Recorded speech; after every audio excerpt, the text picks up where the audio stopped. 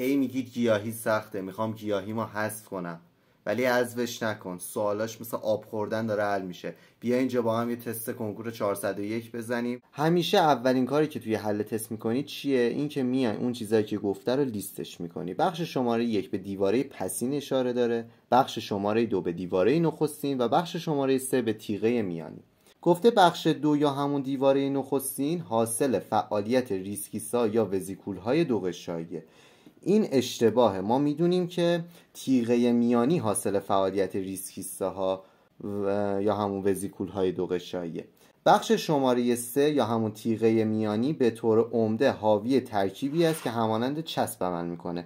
ترکیبی که همانند چسب عمل میکنه پکتین هستش و ما میدونیم که تیغه میانی از پکتین تشکیل شده. خب گفته برخلاف بخش 1، یعنی برخلاف دیواره پسین که کاملا درسته. دیواره پسین از سلولوز تشکیل شده.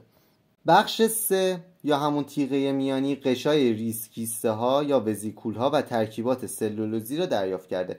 این گزینه دو جاش اشکال داره. یه دونه توی ترکیبات سلولوزی، تیغه میانی ترکیب سلولوزی نداره، صرفا پکتین داره. و از طرفی دیگه گفته برخلاف بخش 1، یعنی دیواره پسین. دیواره پسین حاصل فعالیت قشای ریسکیستا یا وزیکول ها نیستش. پس اینجا هم دوتا غلط. بخش شماره 1 یا همون دیواره پسین به طور عمده حاوی مونوساکاریدهای 5 کربنی است که به صورت موازی قرار گرفته. دیواره پسین از سلولوز تشکیل شده. سلولوز خودش از گلوکوز تشکیل شده. گلوکوز قند 6 کربن است، نه 5 کربنه. پس این گزینه هم اینجا رد میشه و جواب درست ما گزینه 2 خواهد بود.